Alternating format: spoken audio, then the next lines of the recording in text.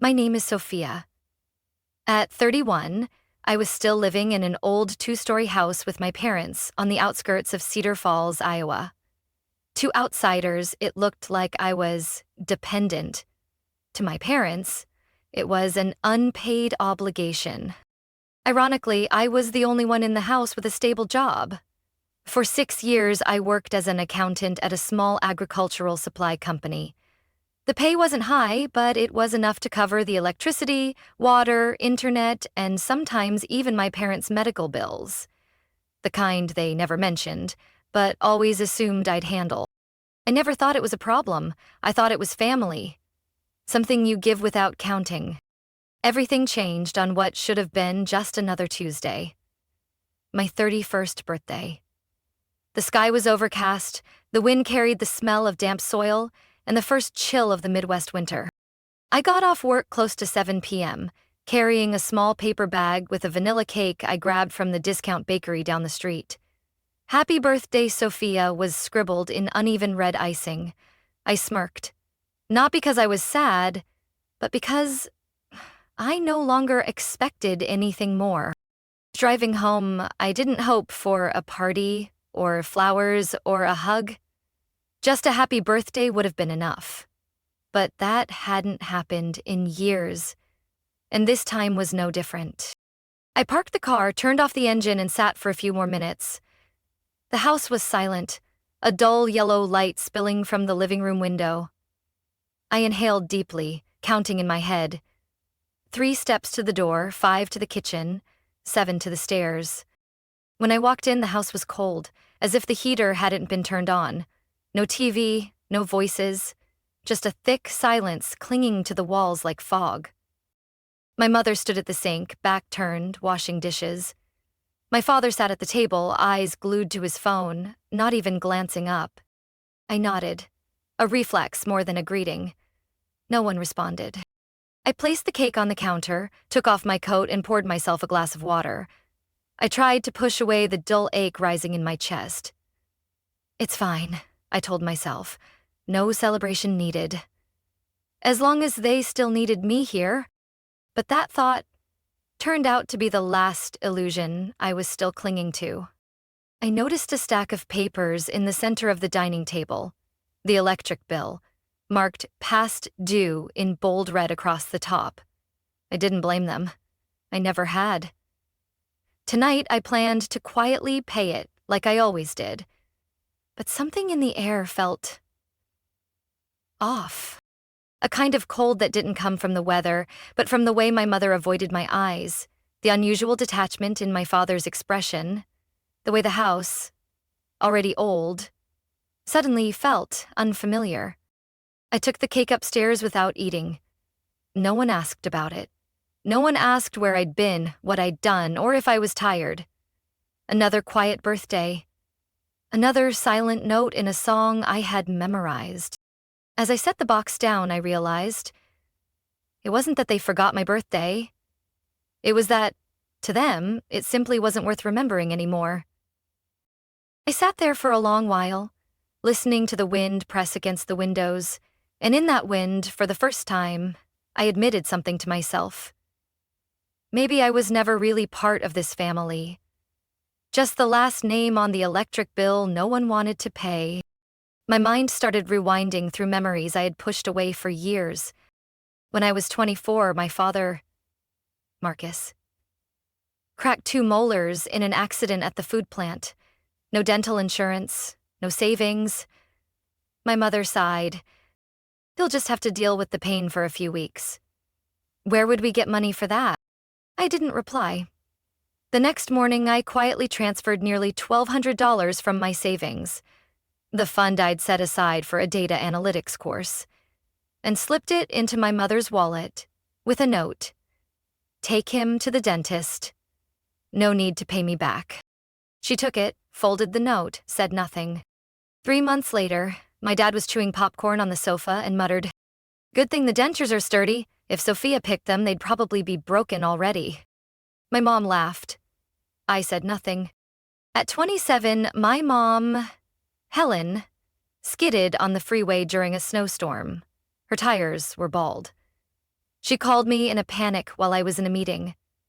I left work midday, drove nearly an hour through snow, and picked her up. That evening, I ordered 4 new tires, nearly $700, and had them delivered. She glanced at the receipt and said, "You're good with money. I'm sure you'll figure it out." No thanks, no acknowledgement, just the assumption I'd handle it all. Last spring, the roof started leaking. Rain fell straight onto my bed. I climbed onto the roof in drizzle and replaced the shingles myself. My father sat downstairs with a beer and yelled, "Don't mess up the roof. Contractors these days are crooks." My fingers bled from the sharp edges of the panels, but I didn't complain. I used to believe that if I just kept giving, kept showing up, eventually, I'd be loved. I once canceled a trip to Colorado to stay home and care for my mom when she had the flu. I cooked soup, ran errands, did laundry. When she recovered, she only said, "Oh, it takes care of me like a daughter does." The next day, they reminded me again, "Next time, remember to take the trash out on time." Every month, I paid the electric, water, and internet bills, like clockwork, nearly $300 total. Whenever I suggested splitting the costs, my mom would gently shake her head. "You don't want your parents to go without, do you?" Once, they forgot to pay the gas bill for 2 straight months. If I hadn't stepped in, we would have lost heat in the middle of winter. When my dad found out I'd paid it, all he said was, "Good thing she did it fast. Should have done it earlier, though." I used to think it was my duty. I believed blood ties couldn't be severed. That if I just tried hard enough, they'd see my worth. How much have I spent on this house over the last 10 years? How many dreams put on hold? How many times did I choose silence over speaking up? No one forced me to. I chose it. For this family, hoping, somehow, that love would come in return. But the price I paid was my own self-respect and youth. I sat on the edge of my bed for a long time, the birthday cake still untouched on the table by the window. Outside, condensation dulled the glass with a faint blur. Everything felt suffocatingly quiet, like even the house knew what was coming and didn't want to witness it. I changed out of my work clothes into a charcoal gray sweater, the only Christmas gift I received last year, not from my parents, but from a coworker. I washed my face, combed my hair, then walked downstairs like I was stepping into a battlefield where the outcome had already been decided. The dining table was still there. The stew had gone cold, the mashed potatoes had clumped, and the yellow kitchen light cast harsh shadows on the creases in my mother's forehead. Helen sat still, her hands folded. My father, Marcus, was on his 4th beer of the night, seated in a worn wooden chair, barely acknowledging me. I sat down and quietly picked up a green bean, chewing without tasting a thing. No one said a word. No happy birthday. No questions. No real glance. It wasn't until I got up to put the cake in the fridge that Marcus finally spoke. Not loud, but cold. "Do you even know what time it is?" I turned, still holding the box. 9:10. I came home after work. At your age, still needing a place to crash, don't you think that's a little pathetic? He looked at me, not like a father, but like a landlord tired of a tenant behind on rent. My mom stayed silent. The way she held her knife over the meat reminded me of how she used to teach me to cut birthday cake as a kid. I placed the cake down on the counter like sealing a chapter. I don't think I'm crashing here when I'm the one paying for the power, the internet, and even your credit card debt last year. Marcus leaned on the table, voice tightening. "Paying a few bills doesn't mean you get to stay forever. This isn't a motel." I inhaled deeply, no longer shocked, just painfully clear. "What exactly are you saying?" He folded his arms and leaned back in his chair like he had been waiting for that question. "We've discussed it. Your mother and I. It's time you moved out. Preferably by the end of the week." I looked at my mother. For the first time that evening, her eyes met mine. Not cruel, but empty. She gave a faint nod, barely perceptible. I smiled. Not because it was funny. but because suddenly, everything made such twisted sense. It almost felt relieving. So, my birthday was a deadline. No one answered. Only the ticking wall clock broke the silence, each second landing like a final verdict. I walked upstairs. Every step echoed louder than the words that had been spoken. Each creak in the wooden floor counted down to the moment I'd no longer belong here. Back in my room, the soft glow of my desk lamp fell over the birthday cake, still sitting quietly. The icing had softened, and the red letters blurred, as if even they were ready to leave. I stared at it, not craving it, not admiring it, just feeling hollow. Just like me. I was about to open my laptop to finish the company's monthly budget sheet, a distraction from feeling anything, when there was a sudden knock. 3 firm taps. Before I could even respond, my father opened the door. He never knocked. The knock was only a signal, a reminder that he was still in control. "Come downstairs for a minute," he said quickly, not meeting my eyes. I stood, cautious. Why now? Downstairs, my mother was already seated at the table. No party, no balloons. Just a stack of envelopes and an empty duffel bag placed on the chair beside her. I looked at them, then at the bag. "What is this?" My father leaned against the wall, arms crossed, his voice dry. "We think it's time you take care of yourself." I turned away, but before leaving the living room, I stopped. "Thank you for raising me. But you should know, I was the one holding this place together." I went back to my room and gently closed the door. No shouting, no tears. In my hand was a photo of that crooked little birthday cake, the only thing that even acknowledged my birthday that day. I pinned it to the wall above my desk, not to remember the pain, but to remind myself, sometimes, the day you get pushed out of the nest is also the day you learn how to fly. I used to think leaving meant physically moving out, but for me it began with a few mouse clicks. The night after that birthday, after the house had gone dark, I sat at my desk, opened my laptop, and logged into each service account still under my name. I started with the electric bill. I was still listed as the primary payer. For 3 years, I had auto pay set to pull from my card on the 3rd of every month. Cancel. A confirmation popped up. Auto payment disabled. Then came water. Then gas. Then cable. Then internet. Each action felt like untying a thread I had wrapped around myself. Thinking I was protecting my family. I thought I'd misheard him. "You mean, move out?" My mom didn't answer. She just stared into her teacup like it might offer her a way out. "You're 31, Sophia. You can't just cling to your parents forever," he continued, voice steady like reading a script he had rehearsed. I stood still for a moment. My heart wasn't racing. I wasn't panicked. Just a chilling kind of calm. "I'm not clinging. I've paid the electricity, the water, even Mom's car insurance last year," I replied, my voice so composed it surprised even me. "No one made you." My dad shrugged. "You chose to. And now it's time to choose to leave." I turned to my mom again. "What do you think?" She closed her eyes, and I understood. They had discussed this beforehand. Her silent nod was all the confirmation I needed. This wasn't impulsive. This was planned. I didn't need to ask why, because I already knew. Years ago, I almost moved out, but stopped when Mom got sick. I told myself, family is something you never walk away from. But now, they were the ones walking away from me. I packed a few clothes, my laptop, personal documents, a jar of lotion Mom once said had a nice scent, and the cold birthday cake.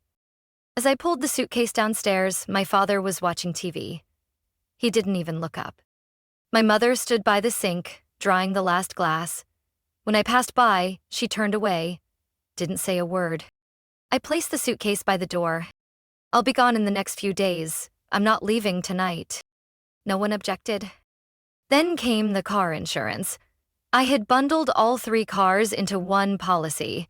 Mine, Mom's old Camry, and Dad's chipped pickup. They said it saved money. And I, still believing that saving for them was a form of love, agreed. I removed their 2 vehicles from the plan. The system asked for a reason. I selected ending support for non-household family members. I sat there, frozen. The ticking of the wall clock felt like it was counting beats over the ruins of an old trust. The final step was the bank. My mom and I had once opened a shared sub-account, called it Emergency Family Fund. It started with $500, but I was the one who kept contributing. By the end of last year, it had grown to $3,200, nearly all of my personal savings for unexpected situations.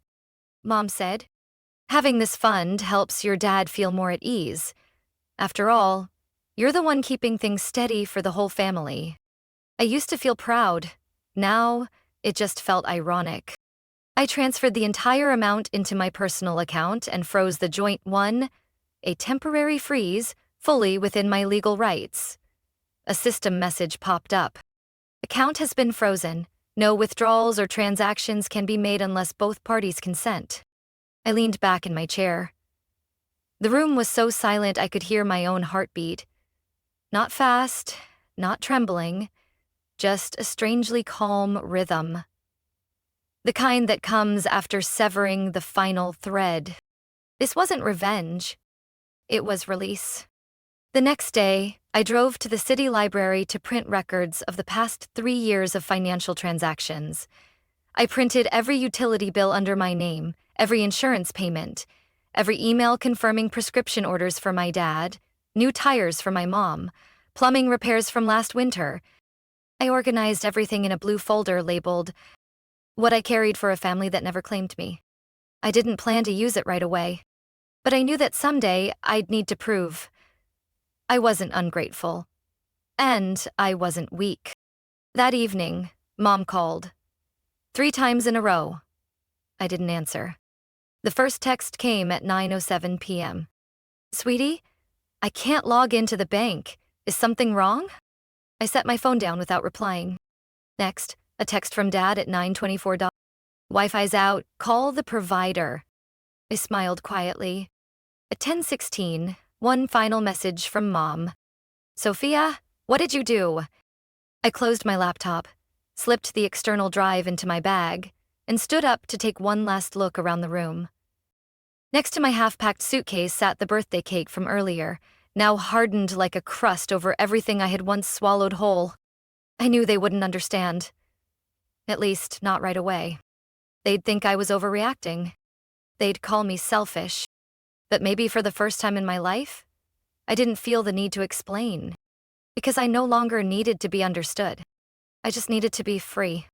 I woke up the next morning to sunlight slipping through the curtains, softer and calmer than any day before.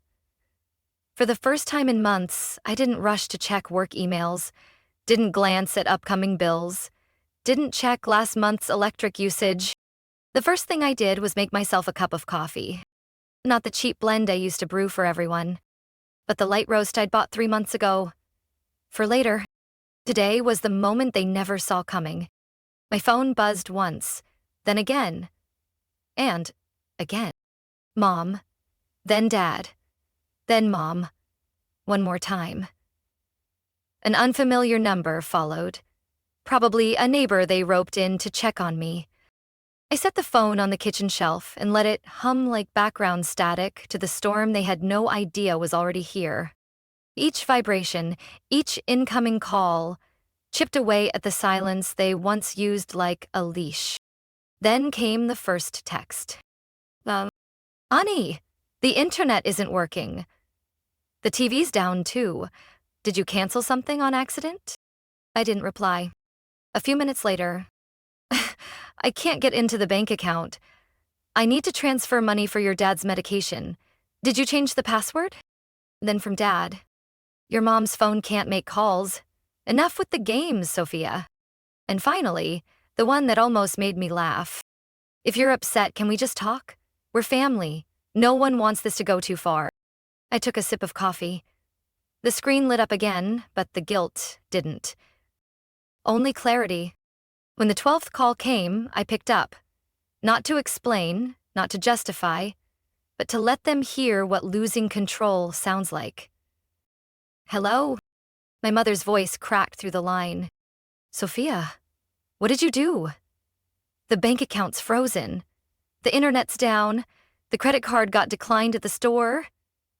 I don't understand. I'm panicking here. I didn't flinch. You're not wrong. I did it. And I had every reason to. Her voice tightened. Is this what family does to each other? I exhaled slowly, then said it. Calm, steady, final. Family doesn't throw their daughter out on her birthday. Silence. Then, her voice wavered. I can't believe you'd do this to us. Your dad has a fever. There's no electricity. He can't take the morning cold. I said nothing. Then she exhaled. Like switching roles from victim to accuser. Did you forget who raised you? Everything we did was for your own good. I smiled. Silently, so she wouldn't hear it. If throwing me out was for my own good, then maybe now it's time you both learn how to take care of yourselves. I'm not free in-home care. And I hung up. What followed was a barrage of texts from my father. You think this childish stunt will make us regret anything? You'll see, no one else will ever tolerate your attitude. Remember, Sophia, you chose this. Don't come crawling back when it's too late. Each message hit like a bullet aimed at the armor I had carefully built. But this time, they didn't hurt. They felt light, like the sting after a vaccine. The needle's gone, and so is the poison. By noon, I left the house and drove to the laundromat to pick up some clothes. While waiting, I sat in my car and opened an old photo album. There it was. My 9th birthday. A slightly burnt homemade cake, my parents smiling wide. I used to think that was happiness.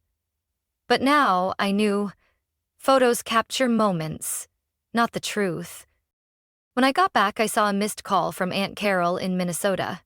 The accompanying text read, Lucia, call your mom. She's been crying all morning. Everyone's worried. I didn't call back. I didn't explain. Because I knew. The only thing they missed wasn't me. It was the person who made sure everything kept running. I thought it would stop after the initial chaos. After the Wi-Fi was cut, bills bounced, and the bank account was frozen. I assumed silence would be the end. That was wrong. 3 days later, on a quiet Saturday morning, I was having coffee with Nora, my best friend and new landlord, when my phone buzzed nonstop. Messages from a former coworker, from an old high school friend, even from my middle school teacher, someone I thought had long forgotten my name, all with the same disturbing tone. Sophia, have you seen the post? Your dad? He posted something in the town's Facebook group. Are you okay? I opened Facebook and went to the group, Cedar Falls Community Big and Small Matters. The ting. The top post hit me like a slap. Posted by Marcus Kessler, my father's account.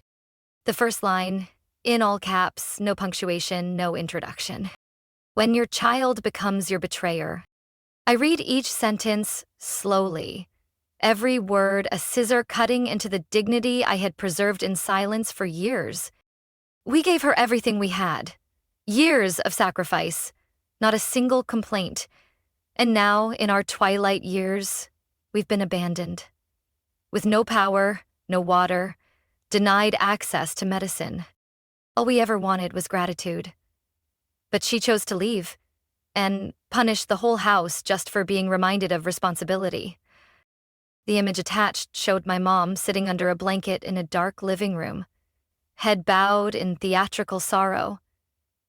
I didn't know who took it, but it was clearly staged for the perfect victim narrative. Dozens of comments followed. Kids these days are terrifying. No parent deserves this. I'll be praying for you both. I set my phone down. My heart beat calmly, strangely so. Nora looked at me and asked softly, What are you going to do? I didn't answer right away. I didn't need emotion. I needed a plan.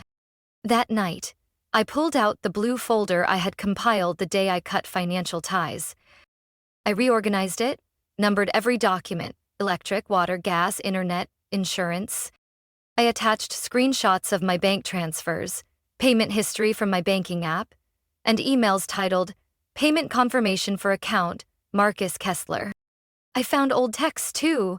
Mom asking me to front money for roof repairs after the autumn storm, Dad asking for help paying the car insurance after missing the deadline. All of it saved. I never deleted a thing. I printed a copy of the defamatory Facebook post, highlighted every false claim in red ink. At the end of the folder, I handwrote a single line. When truth is twisted into a weapon, silence is no longer noble, it's complicity. I didn't post anything. Not yet. I let his post spread. The deeper he dug, the clearer his real nature would become. 3 days later, at the market, a middle-aged woman whispered to her friend when she saw me, "That's the girl who left her sick parents in the cold." They didn't know I heard.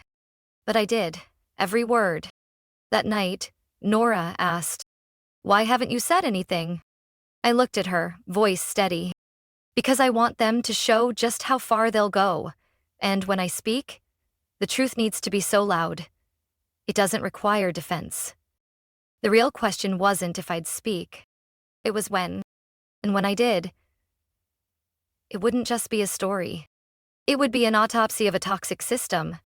A family that mistook love for control and never saw my sacrifices as enough. At exactly 4:00 a.m., while the town still slept beneath a veil of fog and flickering streetlights, I began to write. Not with emotion, but with receipts, bills, emails, and memories I'd tried to forget. I started the post with a very short sentence. "I'm not the ungrateful daughter they say I am."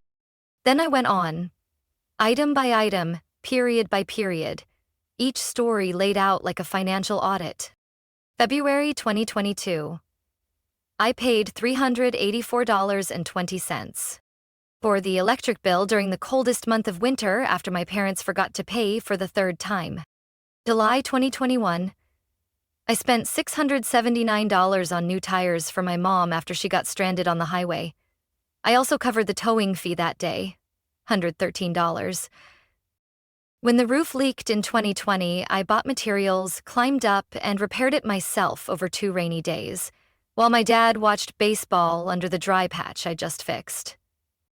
And for the past 3 years, every bill, internet, cable, car insurance, was under my name. They never asked if I could afford it, only if I had paid it yet. I wasn't asking for pity, I was simply stating facts. The kind I'd been the only one holding on to for too long. I attached photos of the bills, screenshots of payment confirmation emails from the bank, even a photo of me patching the roof in the rain, snapped by our neighbor, Mr. Walter, while walking his dog last year. I ended the post with a short paragraph, like a final tear through the mask my parents had carefully crafted. I'm not angry they kicked me out. I'm hurt they forgot I was the one who kept that house standing for nearly a decade. If they choose lies for sympathy, then I choose truth for freedom. The post went live at exactly 4:37 a.m. in the same community Facebook group where my father tried to paint me as the villain. I didn't share it. I didn't DM anyone. I let it sit. A testimony without a lawyer. By noon, the post had over 120 shares. The first comment made my throat tighten. "Mr. Walter, I took the photo of her on the roof last year. I remember her working through the whole afternoon in the rain. Her parents sat inside without checking once. When I asked if she needed help, Sophia just smiled and said, 'I'm okay.'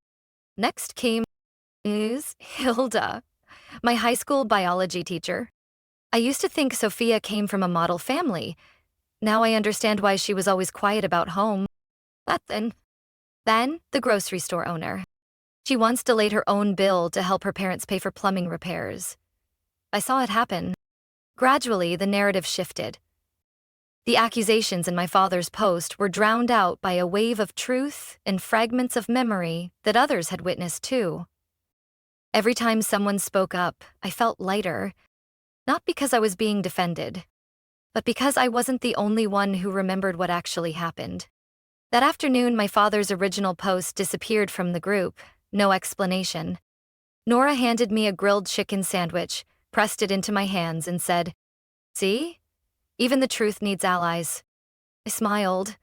For the first time since I was kicked out. Yeah, but this time, my allies are the ones who stop staying silent. That night, brushing my teeth, I stared at myself in the mirror longer than usual.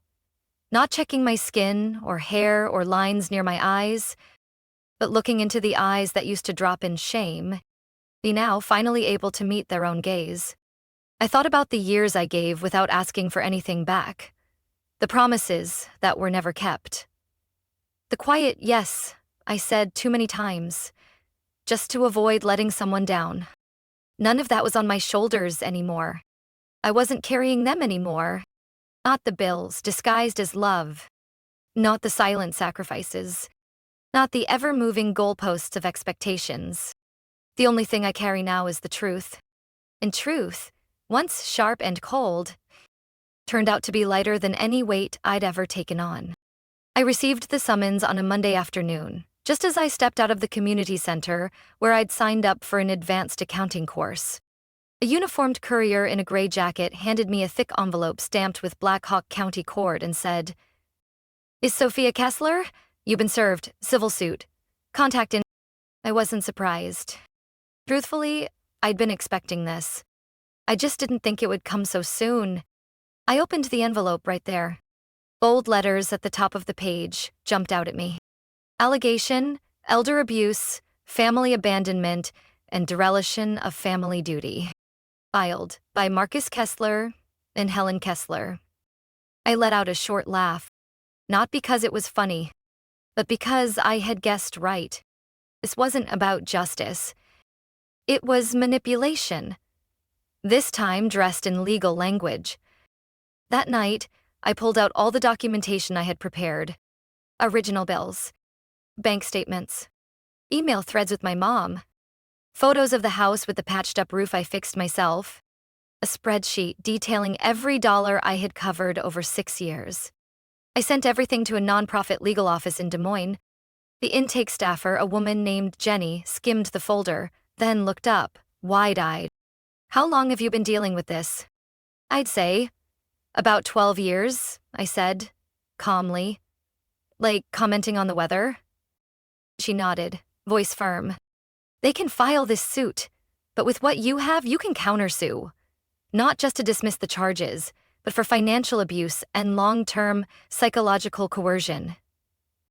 3 weeks later, I stood at the Cedar Falls police station to file the official countersuit. Jenny came with me. We arrived 15 minutes early. Outside the waiting room, I saw my parents seated on the wooden bench. My mom in her worn cardigan, fidgeting with a tissue.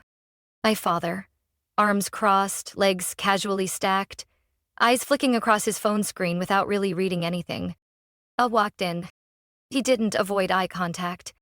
Vera looked up, eyes red. I couldn't tell if it was from crying or fury. Marcus looked at me like I was the villain in the movie he believed he was writing. The officer handling the case was Lieutenant Scott Raymond.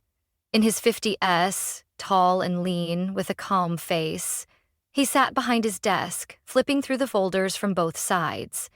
His eyes lingered longer on mine. "Mr. Sophia, this is your file." "Yes. It includes invoices, payment confirmations, and related financial records."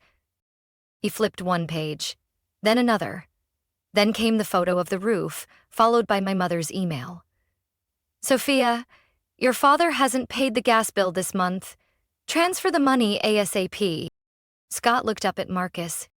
"Mr. Marcus, Mrs. Helen, I need to remind you, filing a civil complaint with false or misleading information, especially with intent to damage reputation or apply financial pressure, may constitute civil defamation and be grounds for a countersuit." Marcus raised an eyebrow slightly. I just wanted my daughter to understand the consequences of cutting ties with her parents. Scott maintained his steady tone. You're free to express that verbally, but submitting false documentation into the legal system is no longer just a family misunderstanding. Helen lowered her head. Marcus gripped the handle of his briefcase. But for the first time, I saw uncertainty in his eyes. Scott turned to me. Would you like to proceed with the countersuit? I nodded. I would, because this isn't just personal anymore. It's a message to anyone who believes parents can control their children indefinitely under the excuse of giving birth. Scott signed the report and slid it across the desk. I respect your decision. I stood up without looking back. As I walked out of the police station, the early autumn sun hit my hair, warm in the gentlest way. Nora was waiting in the car, window down, wearing a smile that didn't need any questions. I got into the passenger seat, buckled up, and exhaled deeply. Nothing left to hide. No more roles I had to shrink myself into. For the first time in my life, I wasn't just standing for the truth.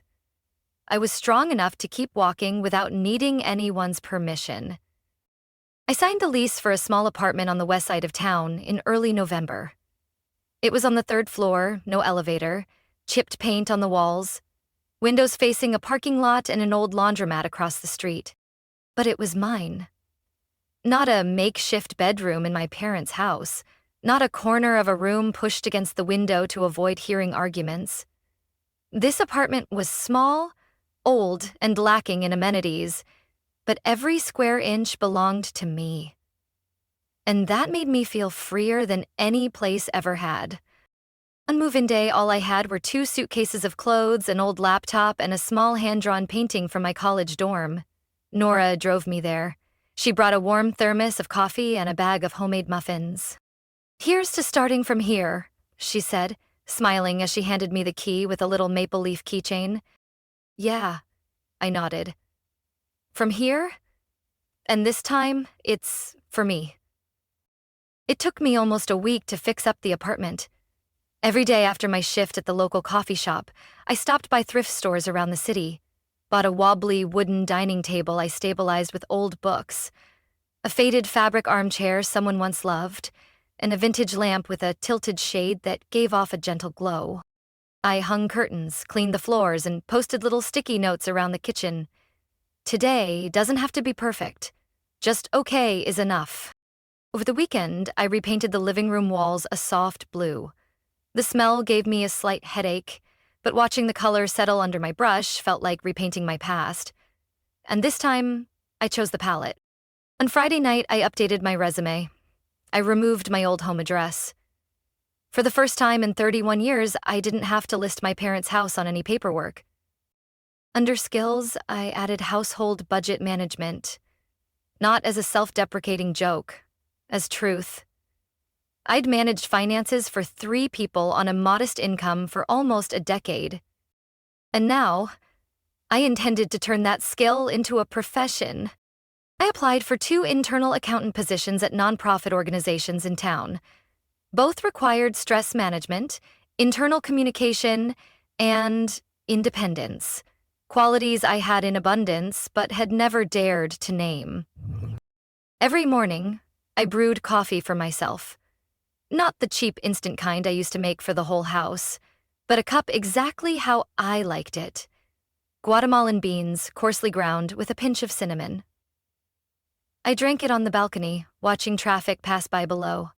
Everything outside was still loud, but inside, me, something had finally grown quiet. I've started journaling again. Not to complain, but to track my progress. I wrote clearly, Day 12. Sophia said no to her mom's 8th voicemail. Day 16. Sophia fixed a leaking faucet with a $3 screwdriver. Day 20. Sophia made spicy Thai noodles that weren't too salty this time. They might seem small, but to me, they're signs of a woman finally living her own life, not just existing to keep someone else's together. One night, while cleaning out the kitchen cabinet, I found an old birthday candle tin. Not from this year. That cake had long been thrown out. This was the tin I'd meant to use to quietly celebrate my birthday alone. I took out one candle, placed it in the center of the table. No one sang, no one clapped, but I lit it. The tiny flame flickered, casting its glow on the blue wall I'd painted myself. I didn't make a wish. I only whispered one thing. Thank you for not giving up. December arrived with a soft layer of first snow, like a quiet blessing. I curled up in my old armchair, wrapped in the quilt Nora gave me as a housewarming gift, holding a half-read book and a mug of steaming cinnamon tea. There was no sound except the wheezing heater and the gentle patter of snow against the window, but in that silence, I felt something I once thought unreachable. Peace. No angry messages, no midnight calls demanding explanations, no stepping into a house that felt like an emotional minefield. Just me, a small room, and fleeting moments of freedom I was learning to stretch into forever. One Monday morning, I received an envelope with no return address. No postage, no markings. Inside was a handmade card, placed neatly in my mailbox, with a handwritten note in blue ink. You were never the problem. Some people are just afraid of those they can't control. No signature. But I knew it came from someone who had truly seen me, even if from the quiet. I pinned the card to the wall next to my desk. Every time I glance at it, I remember. Some people were silently watching, and chose not to stay silent forever. That birthday candle. The one I lit, not to wish, but to remind myself I still existed, now rests on my bookshelf, next to the hand-drawn painting from college. I didn't keep it because it's pretty. I kept it because it's still here. It represents the moment I chose to stand, not sink.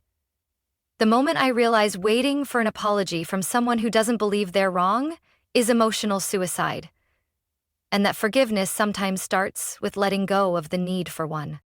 I don't know if Marcus and Helen ever truly felt regret. I no longer need to know. Their silence after the police hearing felt like a quiet end to a song no one wanted to listen to anymore. I didn't send a message. I didn't retaliate. I didn't try to reconnect. Not because I hated them, but because I'd made peace. Not everyone who brings you into the world is meant to walk it with you. And family, the thing I once sacrificed my youth to protect, turns out, isn't built by blood. It's built on respect, listening, and love that comes with one clear condition. Don't cause harm. I still live in that little apartment, even though my new job could afford something bigger. But I'm not in a rush. I want to stay a little longer, in this space where every scuffed corner carries the mark of the journey I rebuilt myself on.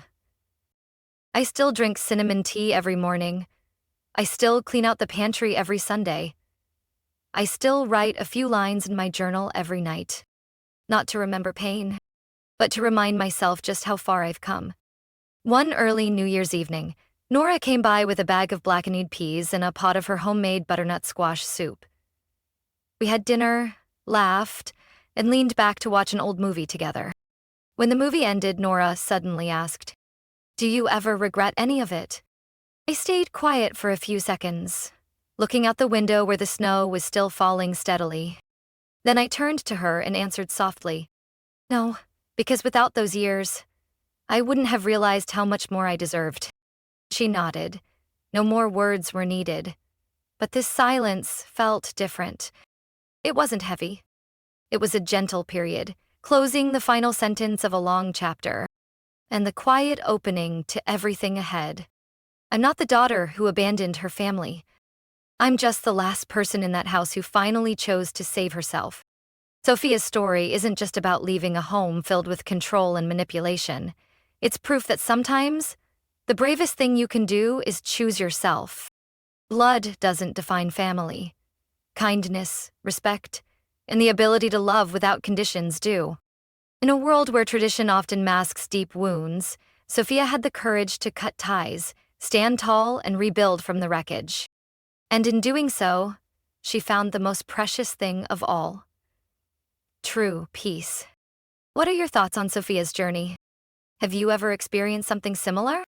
Share your story in the comments. And don't forget to follow this channel for more heartfelt, powerful stories about family and life.